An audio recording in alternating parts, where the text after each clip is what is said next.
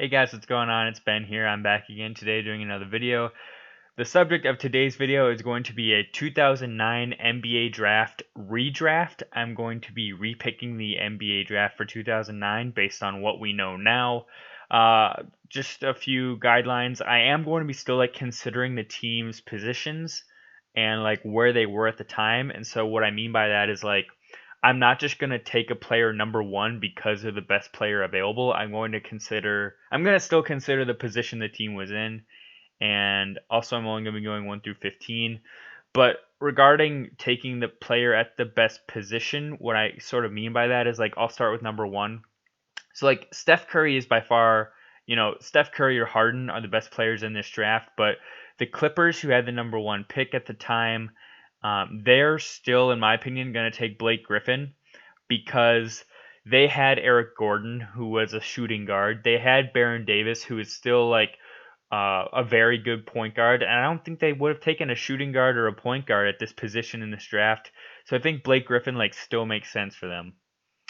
At number two, you'll remember Hashim Thabit was the second overall pick here. Definitely not going to take him. But Memphis had Mike Conley, OJ Mayo, Rudy Gay, and Marc Gasol. So what they really needed at this point was a power forward. There aren't many power forwards available that are very good, honestly. Jordan Hill or Taj Gibson are some of your best options, or DeJuan Blair, even that way far down the list. But I think I'm going to say that they wanted a good backup wing sort of a feel. So I'm going to say that they go with Harden. Actually, no. Yeah. I'll say they go with Harden. Um, I think Mike Conley was already starting to show some promise, so they didn't really want a point guard, so they wouldn't have taken Curry. So yeah, I think that for them, Harden makes the most sense here. Obviously, he's proven to be an MVP level player and very good. Um, and so for those reasons, I think that he goes at number two. At number three, I know it sounds ridiculous, but I'm not going to go with Curry because the Thunder, having Westbrook, would not have taken Curry still. All of these teams had point guards that they felt like they didn't really need Curry.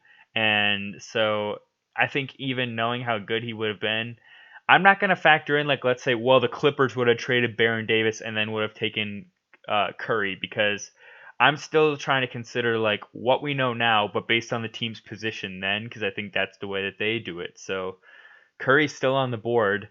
DeRozan, an all-star level player, and the Thunder needed a shooting guard, so I think he makes a lot of sense for them. Sacramento, I am going to go with Curry. I think he makes a lot of sense here. They needed a point guard. He's better than Tyreek. He's better than Jennings or Rubio or Drew Holiday or Ty Lawson or Collison or Jeff Teague.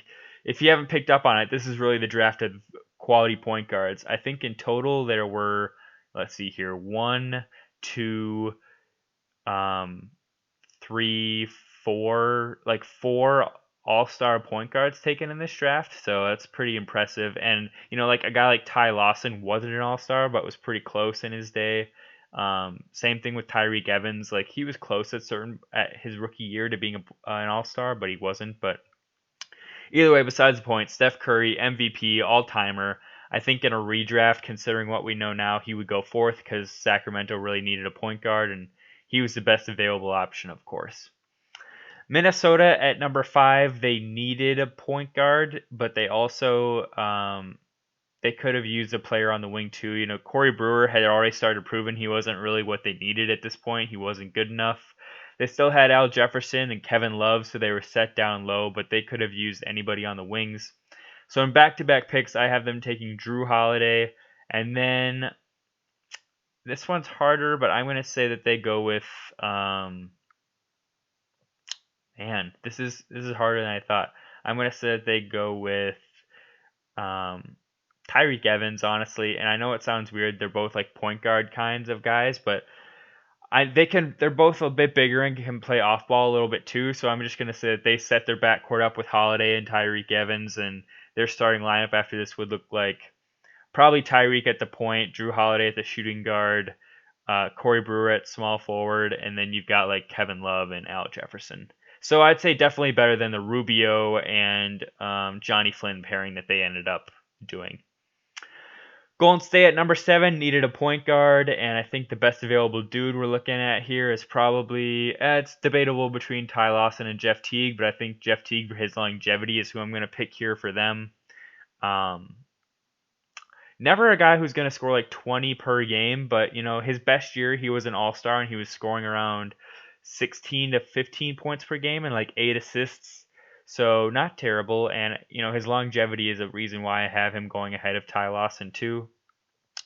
New York also had wanted a point guard, so I have them taking Ty Lawson here. A guy who, in his best seasons, which I think you'd say his prime was probably like 2012 to 2015, he was scoring like 17 points a night. So I have Ty Lawson here at number 8.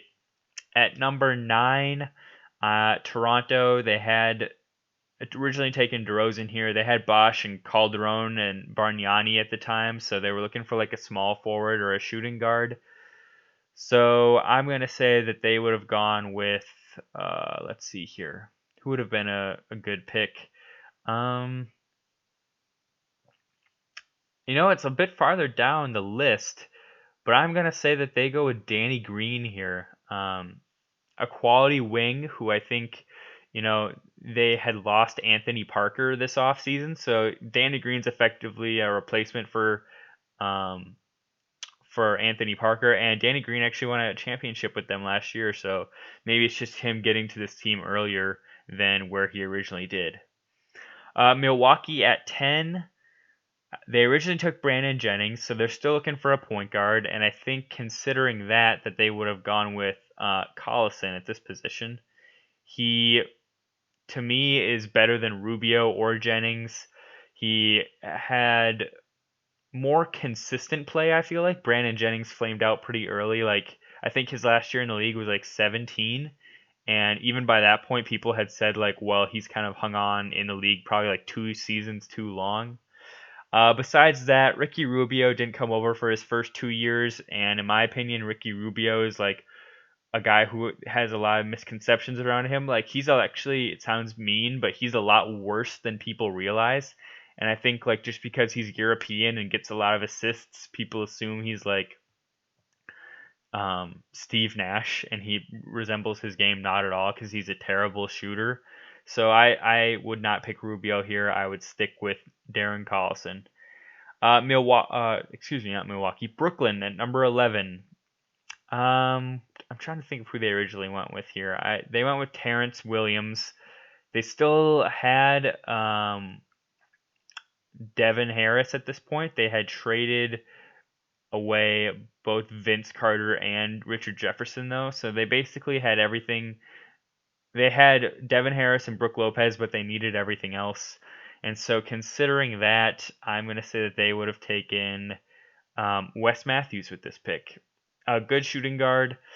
Actually had a really good rookie season, and people don't remember that. But yeah, I think Wes Matthews would have been the best value pick for them here. Charlotte at 12. I'm trying to think of who they really had as far as like their go-to guys at this point. This is pretty soon before they became like a really bad team. I think they originally took Gerald Henderson here, shooting guard. I think they would have gone for just best player available though. And I guess at this point that would be pick your poison between these two, but I guess I'll say Rubio.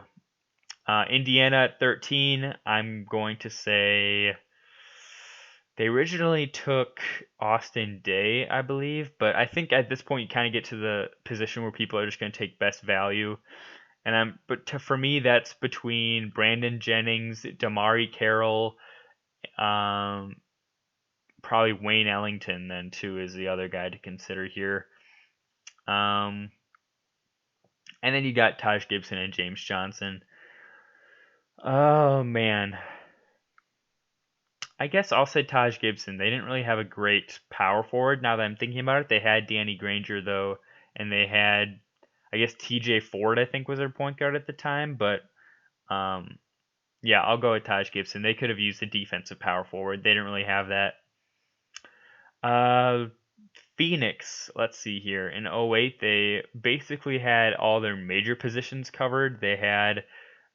Um, they could have used a center though, but there isn't really a center available on the board who would make sense for them. So, um, I don't think Brandon Jennings does either because they have Nash. So they have Nash, they have Richardson, they have Grant Hill, they have Amari Stoudemire.